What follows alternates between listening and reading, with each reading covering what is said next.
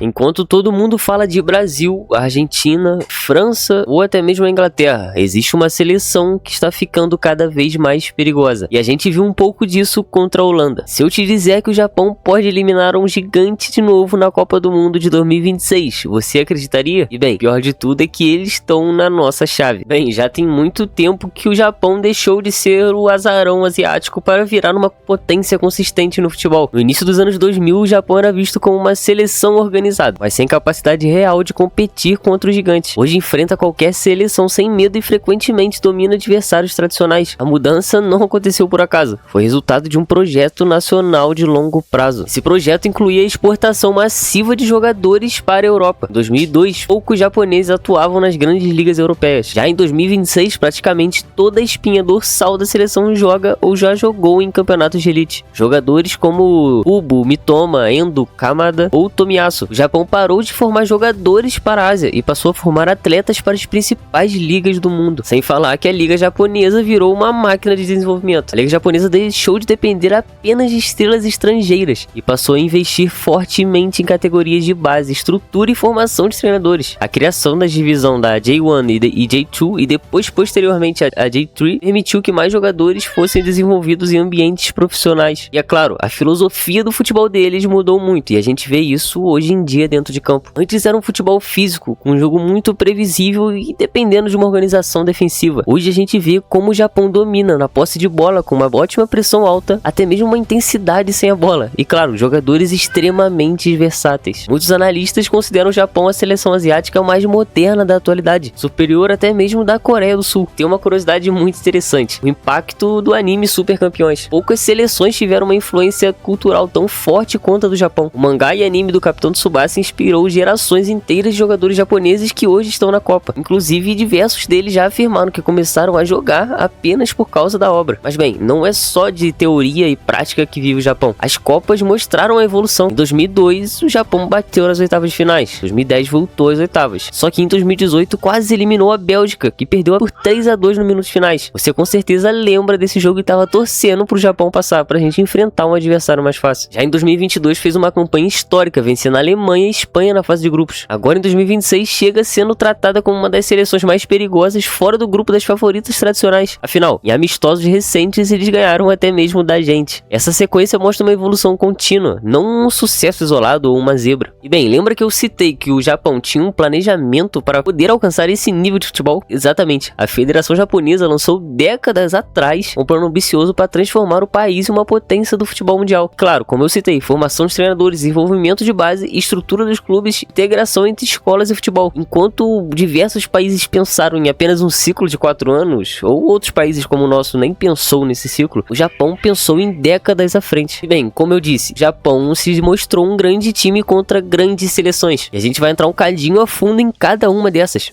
Primeiro contra a Alemanha, e claro, durante muitos anos era um adversário praticamente inalcançável para a seleção japonesa. Mas na Copa de 2022 o Japão venceu por 2-1, virando o jogo e chocando o mundo inteiro. Foi uma vitória simbólica porque mostrou que os japoneses já conseguiam competir fisicamente e taticamente contra uma grande potência mundial. E logo depois venceu a Espanha também por 2-1. O mais impressionante é que, novamente, não foi um jogo aleatório. O Japão terminou em primeiro lugar num grupo que tinha Espanha e Alemanha. Isso fez o mundo perceber que o resultado contra os alemães não tinha sido sorte. E bem, contra a nossa seleção, como eu citei, recentemente eles ganharam um amistoso contra a gente. Claro, como eu disse, a Copa de 2018 foi um marco para a seleção japonesa, afinal eles abriram 2-0 contra a Bélgica, acabaram levando o empate e depois levando a virada. Mas aquilo ali mostrou ao mundo que não era uma seleção que você podia entrar de salto alto. Tá, mas como que a seleção japonesa conseguiu tomar o topo novamente do futebol asiático e combater com as grandes seleções? Bem, o Japão não ficou forte apenas treinando melhor. Ele fez algo muito mais perigoso. Enviou seus melhores jogadores para aprender diretamente com os gigantes da Europa. No começo dos anos 90 e início dos anos 2000, era raro ver japoneses nas grandes ligas. Pioneiros foram jogadores como Nakata ou Nakamura. Eles abriram caminho, mas ainda eram grandes exceções. Já na década de 2010, o Japão começou a exportar jogadores em massas. E a gente começou a ouvir muito mais eles, como o Kagawa, que jogou no no Borussia Dortmund por tanto tempo. Ou até mesmo Keisuke Honda, que teve uma passagem pelo Botafogo. Passaram por clubes gigantes e provaram que os japoneses poderiam ser protagonistas no mais alto nível. E a geração atual é ainda mais assustadora. Já a maioria dos titulares japoneses atua ou atuou nas 5 grandes ligas europeias. Jogadores como eu destaquei acima, como Kubo, Mitoma ou Kamada. Eles enfrentam semanalmente os melhores jogadores do planeta. Não é uma novidade ter que enfrentar um jogador do nível do Mbappé, por exemplo. E o segredo que poucas pessoas percebem: eles não estão apenas exportando talento, eles exportam jogadores extremamente disciplinados. Muitos treinadores europeus elogiam a obediência tática, o profissionalismo e a intensidade nos treinamentos. Por isso que os clubes europeus passaram a confiar cada vez mais nos atletas japoneses. E claro, se tem uma liga que merece um destaque por isso, é a Bundesliga. A liga que mais ajudou no crescimento japonês foi ela. Diversos japoneses se desenvolveram na Alemanha antes de alcançar níveis ainda maiores. Isso também ajuda a explicar porque o Japão conseguiu competir tão bem contra a Alemanha nas últimas Copas, afinal, eles estavam lá dentro aprendendo a jogar com eles. E bem,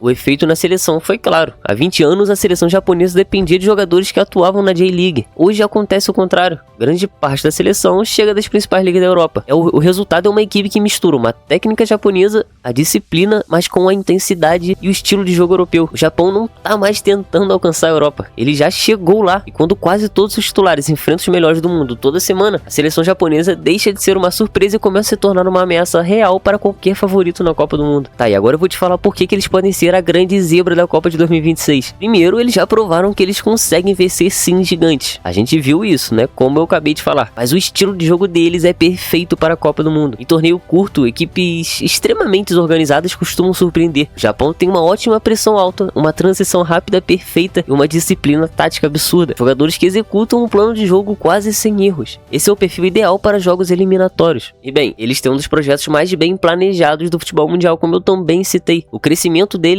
não é uma coincidência, é uma consequência desse planejamento. Há anos o objetivo da federação, oficialmente declarado, é transformar o país em um candidato real ao título mundial. E sem dúvidas, a geração atual é a que mais acredita que pode fazer história. O Japão nunca passou das oitavas de finais, mas a mentalidade é completamente diferente. Hoje o discurso interno não é mais fazer uma boa Copa, é chegar às quartas e tentar algo ainda maior. Diversos analistas consideram esta uma das gerações mais fortes da história da seleção japonesa. Claro, eles têm uma profundidade de elenco absurda, mesmo com lesões importantes como a de Kaoru Mitoma e a Wataru Endo. O Japão continuou competindo graças ao surgimento de nomes como Daichi Kamada, Kubo, Ueda e outros jogadores que também foram desenvolvidos na Europa. E bem, eu acredito que por mais que a gente esteja na chave deles, seria melhor a gente enfrentar a Holanda, porque ninguém quer enfrentar o Japão. E esse talvez seja o ponto mais assustador. Há 20 anos, quando uma potência caiu no grupo do Japão, ela comemorava. Hoje acontece completamente o contrário. O Japão não tem o elenco mais caro da Copa, ou os maiores craques, mas talvez tenha a combinação mais perigosa de todos. E isso é um perigo eminente para qualquer um que vai enfrentar eles. Mas é claro, também não é só de flores que vive o Japão, afinal, se fosse só isso, eles já teriam conquistado alguma coisa. Esse é um dos piores pontos que o Japão tem: a falta de um super craque decisivo. O Japão possui tudo que um time precisa: a organização, intensidade, disciplina, mas ainda não possui um jogador no nível do Mbappé, do Bellingham, do Vinícius Júnior ou do Yamal. Aquele atleta capaz de decidir sozinho um jogo de Copa, como o Vinícius Júnior fez contra o Marrocos. Copas de detalhes decidem tudo, e nas fases finais os jogos costumam ser muito equilibrados. Muitas vezes a diferença entre avançar ou ser eliminado é um lance individual, e foi exatamente isso que aconteceu naquele jogo contra a Bélgica em 2018. O Japão fez uma partida fantástica, mas a Bélgica tinha jogadores capazes de resolver nos momentos decisivos, como De Bruyne ou Lukaku. E é claro, o Japão hoje depende muito do coletivo. É uma máquina muito bem organizada, mas quando o plano de jogo não funciona perfeitamente, a seleção às vezes sofre para encontrar soluções individuais, enquanto outras seleções podem depender de um craque. O Japão depende do próprio sistema dele. E, óbvio, a gente viu isso também contra a Holanda. Embora eles tenham evoluído muito, ainda existem partidas onde eles enfrentam seleções com mais força física e mais altura. A questão física é um grande ponto contra os gigantes. Eles são pequenos, querendo ou não. E a gente viu como a Holanda rifava a bola para dentro da área. Em confronto contra outras possíveis potências, como a França, Inglaterra ou Brasil, isso faz muita diferença nos momentos decisivos. Afinal, você ter o seu zagueiro ter 1,85 contra o atacante que tem quase 2 metros é uma diferença absurda. É como como se o Japão tivesse caído num paradoxo, e o maior problema deles é justamente o que tornou eles fortes. Eles priorizam tanto o coletivo que não desenvolveram um superastro mundial. Bem, mas talvez seja exatamente a arma que pode surpreender em 2026. Enquanto as outras seleções dependem de uma estrela, o Japão vai depender dos 11 jogadores funcionando como uma única máquina. Bem, a gente viu um pouquinho do que eles podem fazer e eu estou muito ansioso para ver os próximos jogos deles, como eles vão se portar, como eles vão chegar nas fases finais. E honestamente,